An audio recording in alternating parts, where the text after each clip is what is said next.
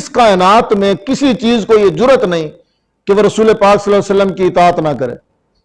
अभी नात पढ़ रहे थे, चांद को हुजूर ने 2 टुकड़े कर दिया। अब वो कह भी चांद था ना टुकड़े होता, लेकिन उस पर लाजिम था हुजूर की इताअत करना। कोई भी चीज है इस कायनात में, उस पर लाजिम है कि वो हुजूर की इताअत करे।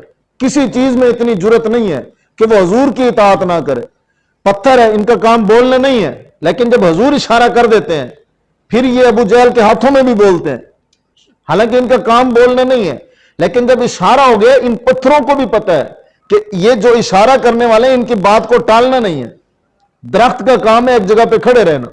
हुजूर के पास जब एक शख्स आया, कहने लगा हुजूर ये दरख्त अगर आपके पास चल कर आ जाए तो मैं इस्लाम कबूल कर लूं। हुजूर फरमाते हैं जाओ इसको पैगाम दो, हुजूर बुला रहे हैं, ये खुद आ जाएगा। अब पैगाम भी वो देने जा रहा है, लेकिन उस दरख्त को पता है इनकी इताअत जरूरी है, इनकी बात नहीं टाल सकते। किसी भी चीज में हुजूर की बात को रद्द नहीं किया गया, चाहे वो सूरज का पलटना हो, वो चांद के टुकड़े होना हो। वो हुजूर अलैहिस्सलातु वस्सलाम ने जब हजरत सलमान की फारसी की आजादी पर जब आपने फरमाया था कि ऐ सलमान परेशान ना हो, ये तो खजूरें हैं, ये ले जा, ये बाग में उगा दे, सुबह खजूरों का बाग तैयार हो जाएगा पक के, वो दे देना और आजाद हो जाना। अब वो जो यहूदी थे ना वहां के मुशरिक, उनको भी हुजूर पर इतना यकीन था कि हुजूर ने बात कर दी है तो अब ये खजूरें होनी होनी है।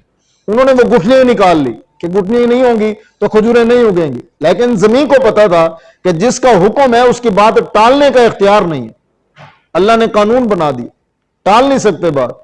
जंगल के जानवर हैं, हिरनी है, हुजूर ने वो शिकारी ने पकड़ा हुआ, तो मशहूर वाकया है, मैं सारा बयान नहीं कर रहा, सिर्फ ये बता रहा हूं कि इस कायनात में किसी चीज में यह जुर्रत नहीं है कि हुजूर हुक्म दे दे और वो ना माने, किसी भी चीज में।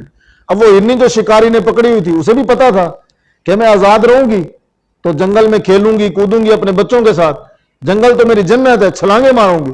यहां से गई तो उस शिकारी ने फिर पकड़ लेना है, लेकिन उसे यह पता था कि वहां जुबान हुजूर ने दी है, मैं जाऊंगी ना तो मेरी जान जाएगी, जान जाती है जाए, हुजूर की जुबान तो ना जाए। किसी भी चीज में कायनात की आप कोई भी चीज ले लें, सिर्फ अगर हुजूर की नाफरमानी का इख्तियार रखा है ना, अपने लिए खुद अल्लाह ने नहीं रखा, वो हम लोगों ने रखा है, हुजूर की उम्मत ने रखा है। हम ताबेदारी से दूर है, हमें तो पता ही नहीं हुजूर हमें हुक्म क्या देते हैं। बाकी जिस चीज को हुजूर ने जो हुक्म दिया उसने वही किया, जिस चीज का हुजूर ने इशारा कर दिया उस चीज ने वही किया। सिर्फ ये हुजूर की उम्मत जो मोहब्बत के दावे लिए फिरती है, हुजूर के इशारे तो क्या हुजूर की बातें तक इन्होंने छोड़ दी। तो यह जरूरी ठहरा। अल्लाह ने कुरान करीम में पारा नंबर 5 में सूरह निसा में इरशाद फरमाया, वमन युशाकिकिर रसूल मिन बादि मा तबय्यना लहुल हुदा वमन युशाकिकिर रसूल, जो मेरे रसूल का मुखालिफ हो गया, जो भी हो गया, वो उसका कोई भी होता है दुनिया में, वो जितना मर्जी ताकतवर है, वो जो भी है, ये शाकिकिर रसूल, जो मुखालिफ हो गया मेरे रसूल का, मिन बाद मा तबय्यना लहुल हुदा, इसके बाद कि अल्लाह ने उसको हिदायत भी दे दी थी, वयत्तबी गैर सबीलिल मुमिनीन, और वो उन रास्तों पर चल पड़ा जो मेरे नबी के रास्ते नहीं थे, नुवल्लिही मा तवल्ला, अल्लाह फरमाता है वो अपने मुंह के बल गिरेगा, व नुस्लिही जहन्नम, और वो उठेगा फिर जहन्नम से, वसात मसीरा, इससे बुरी पलटने की जगह कोई नहीं है। तो जिस तरह अल्लाह अपने महबूब से मोहब्बत करता है, उसी तरह अल्लाह उनसे भी मोहब्बत करता है जो उसके महबूब से मोहब्बत करे, जो उसके महबूब का चर्चा करे। इसीलिए अल्लाह ने कुरान करीम में इरशाद फरमाया, जो मैंने दूसरा हिस्सा तिलावत किया था आयत का, अन्नबिय्यु औला बिल मुमिनीन मिन अनफुसिहिम, कि नबी का हक मोमनों पर उनकी जानों से भी ज्यादा है। अब हम छोटी छोटी खुशियां तो मनाने बैठ जाएं, हमारा बच्चा पैदा हो हम खुशी मना रहे हो, हमें नौकरी में तरक्की मिल जाए, चंद पैसे बढ़ जाए, 1000 रुपये तनख्वाह बढ़ जाए, हम खुशी में दोस्तों को पार्टियां दे रहे होते, नौकरी लग जाए तब पार्टियां दे रहे होते, तनख्वाह चंद सिक्के बढ़ गए फिर पार्टियां दे रहे हैं, बच्चा पैदा हो गया पार्टियां दे रहे हैं, शादी हो गई पार्टियां दे रहे हैं। ये तो वो चीजें जो हमारी हैं।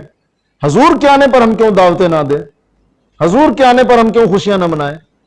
अल्लाह को यह पसंद है कि उसके महबूब का जिक्र किया जाए, उसके महबूब के बारे में बात की जाए, और फिर ऐसे भी बात ना की जाए, कहते हैं ना मजमा क्यों सजाते हो, फिर महफिलें क्यों सजाते हो।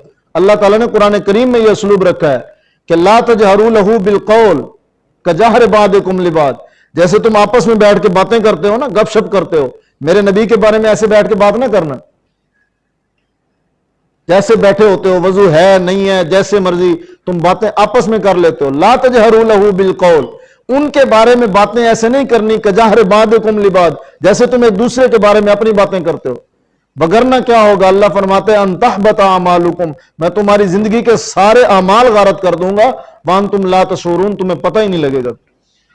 तो साहिबान सिर्फ यही कहना है कि अमल की तरफ आए, जिस तरह हुजूर सल्लल्लाहु अलैहि वसल्लम की ताबेदारी हर चीज ने की है, और रसूल पाक सल्लल्लाहु अलैहि वसल्लम की ताबेदारी दर हकीकत खुदा की ताबेदारी है। अल्लाह ने कुरान करीम में बेशुमार मकामात पर फरमाया मन युतिर रसूल फकद अता अल्लाह, जिसने रसूल की इताअत कर ली उसने अल्लाह की इताअत कर ली।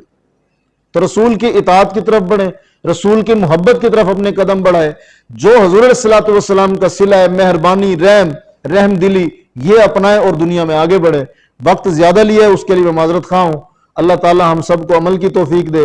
मैं शुक्रिया अदा करता हूं कि आपके तवस्सुल से जो है मुझे सबसे बात करने का मौका मिल गया, और आप सबका भी शुक्रिया जिन्होंने ये बातें सुन ली इतनी देर बैठकर। अल्लाह ताला हमारी महफिल को कबूल फरमाए, आमीन व मा अलैना इल्लल बलाग।